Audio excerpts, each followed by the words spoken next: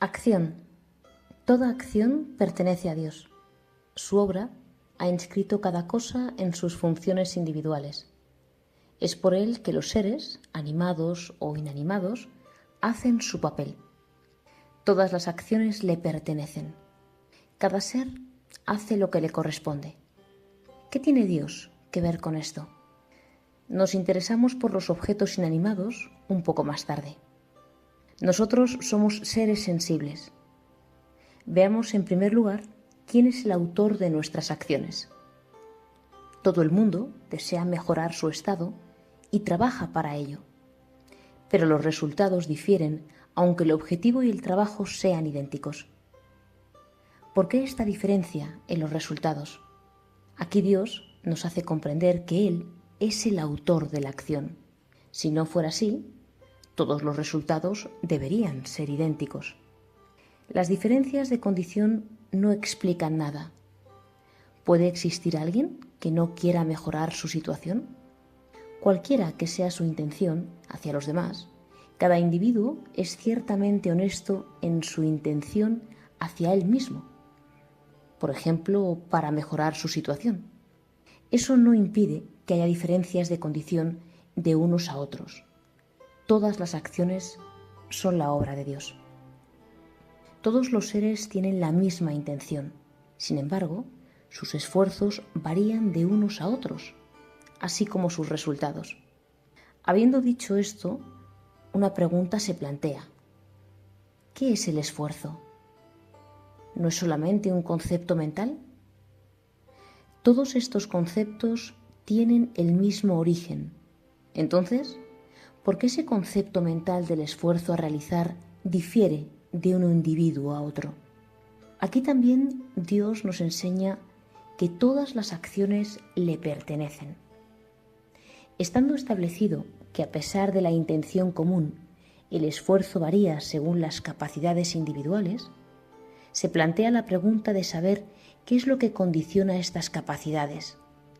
El origen está en el cuerpo y en el mental. El entorno puede también influir. Antes de hacer un esfuerzo, se deben de tener en cuenta todos los factores. Sin embargo, no tenemos un control suficiente de esos factores como para poder hacer coincidir exactamente el esfuerzo con la tarea a realizar. Todas las acciones pertenecen a Dios. Ahora, si se dice que el cuerpo, el mental y el entorno van a ajustarse progresivamente a la tarea que hay que cumplir, se reconoce implícitamente la incapacidad inicial. Esto nos lleva a admitir que todas las acciones son la obra de Dios. ¿Es bueno o es malo que las personas no consigan sus objetivos? Es ciertamente algo bueno. ¿Por qué? La mayor parte de las personas son egoístas. Juzga entonces tú mismo si su éxito es bueno para el mundo o no.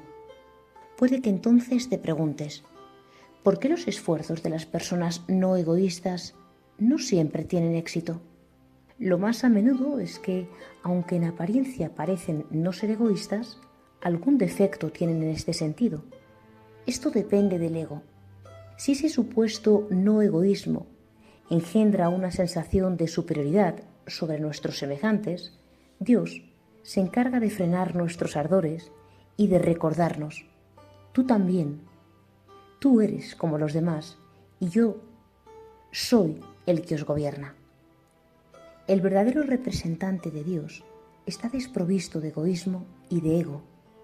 Es porque Dios brilla por siempre en él, o en otras palabras, porque la nube del ego no está ya más ahí para ocultar a Dios, que todas sus intenciones se concretizan. Es entonces un hombre de buena voluntad, verdadera voluntad.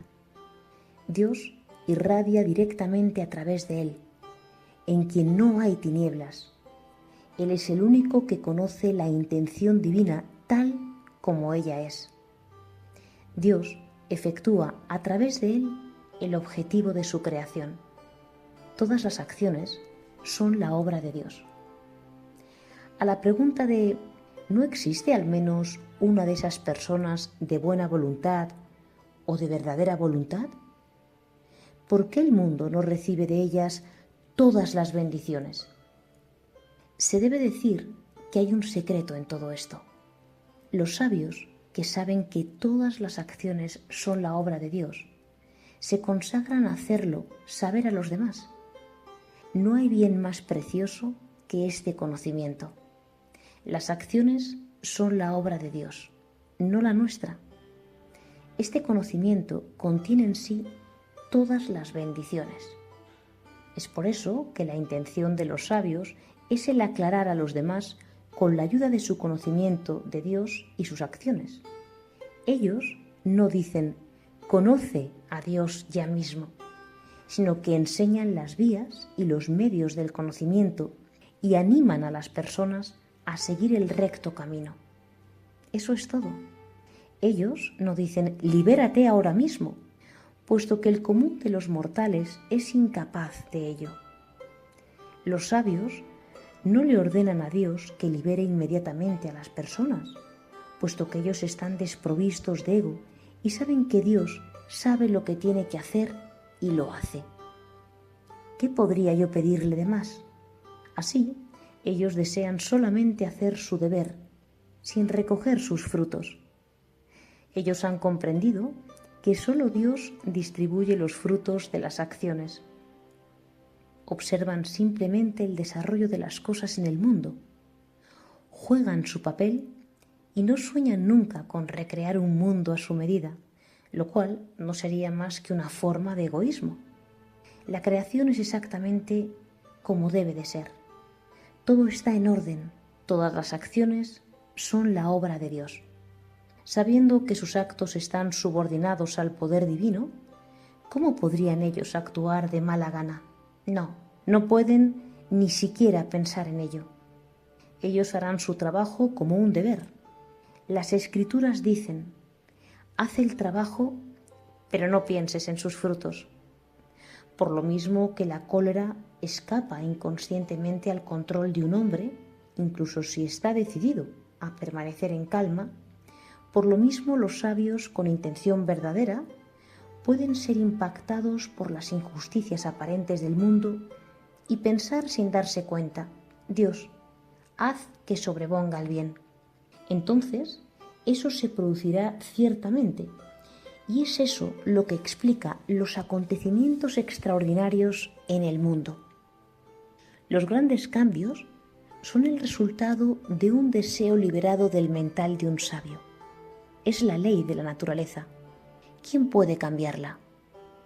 Todas las acciones son la obra de Dios. Cualquier cosa que ocurra está en el orden natural de las cosas. Por lo tanto, es justo. Todo lo que ocurre por su acción. En este sentido, no es erróneo pensar que es Él el que hace robar al ladrón, ya que a la hora de la condena es también Él el que hace sufrir al ladrón por su delito, ni más ni menos. No debería haber hostilidad hacia el ladrón. Es así el fruto del conocimiento de que todas las acciones son la obra de Dios. Pero incluso si no hay rencor hacia el ladrón, nuestro rechazo hacia el acto de robar permanece.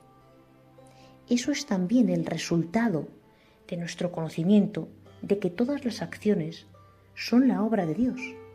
¿Cómo? Porque al ladrón mismo no le gusta el robo. ¿Se quedaría tan tranquilo si sus bienes fueran robados por otro? No, desde luego. Nadie ignora que el bien es bueno y el mal es malo.